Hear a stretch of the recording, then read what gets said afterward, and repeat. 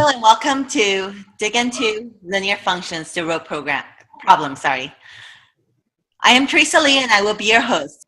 Now I would like to introduce today's presenter, Mark Goldstein, who is one of the primary authors of MathLinks, a Common Core middle school curriculum.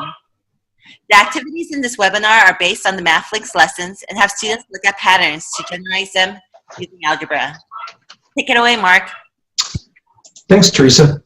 Let's go ahead and get started. So in this session, we will explore context that helps students use mathematical representations to solve a problem and interpret slope and y-intercept in a meaningful way. So here's the rope problem. Suppose a rope is bent back and forth, and when cut, it might look something like this. So this particular example has one rope. It is bent twice, so you can see 3 layers, and there's one vertical cut through it. And if you wanted to count 1, 2, 3, 4 pieces that is made, you could do that. So we can explore any relationships that compare these different variables, cuts, bends, layers, pieces of rope that result from cuts. The challenge here is what equation relates total pieces to any number of layers and cuts. And this sounds pretty tough because we're asking for one equation with 3 variables. So let's move on and explore layers, cuts, and the number of pieces that result. So this picture is from the previous slide, and it's shown here as figure A. So if there are 3 layers and they're cut once, we can count 1, 2, 3, 4 pieces. Figure B is very similar. It shows what happens if 3 layers are cut twice. So we can count 1, 2, 3, 4, 5, 6, 7 pieces. Figure C and figure D both show different ways of cutting that we are not going to allow. In other words, for now, we're only considering straight vertical cuts that go through all layers. So let's move on. Let's collect some data, and we want to do it in an organized way. So here's one layer of rope. We cut it once, twice, and 3 times. And let's keep track of our data in a table. We defined our layers and cuts and pieces. These are our variables. And we can see the number of pieces for each cut. And of course, if we don't cut it at all, we have 1 piece. And with each successive cut, we see 1 additional piece. Now we can come up with an algebraic rule, and we get P is equal to C plus 1. Let's collect some more data. So here's a 2-layer rope, and we want to cut it once, twice, 3 times, and we can keep track of this in a table as well. And again, of course, with no cuts, there's still only 1 piece. And with each successive cut, we get 2 additional pieces. The resulting rule for any number of cuts, we get P is equal to 2 times C plus 1. Continue with our data collection. Here's our 3-layer piece of rope. We cut it once, twice, 3 times. We collect data in our table.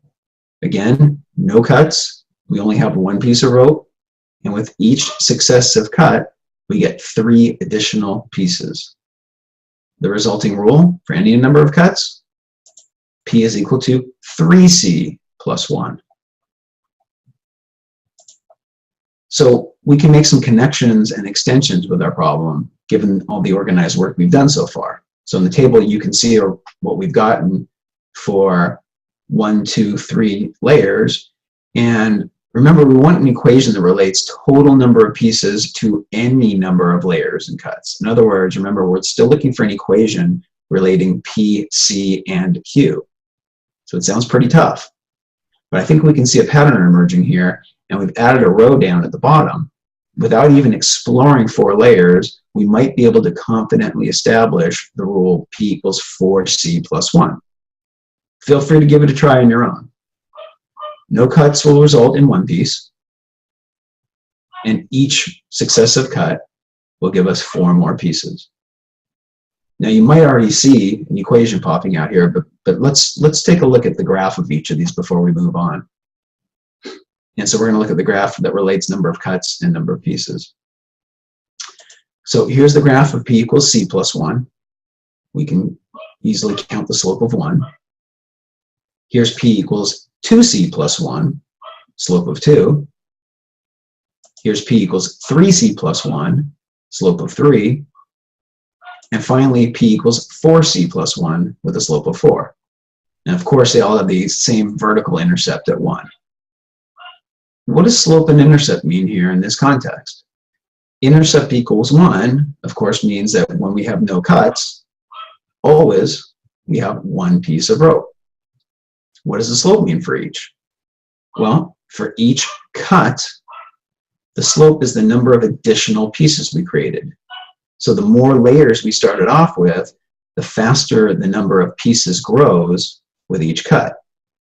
First, only 1 piece at a time, then 2 pieces, then 3, and then 4.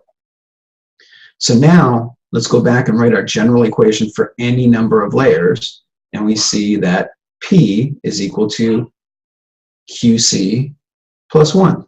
Pretty neat. This seemingly very difficult relationship with 3 variables isn't really so bad if the work is organized. So to sum up what we did in this session, students generalize relationships in the row problem by using mathematical representations to solve a problem and interpreting slope and y-intercept in a meaningful way. We hope this session was helpful to you and that you try this problem with your students. And if you do, we'd love to hear about it from you. Here's some handouts you can use with your students. They are posted on our website, www.mathandteaching.org/webinars. Thanks, Mark. At the Center for Math and Teaching, we offer comprehensive middle school curriculum, customized intervention programs, special ed programs, supplementary programs, and professional development for teachers. Please visit our site for more information or contact Mark. Thank you.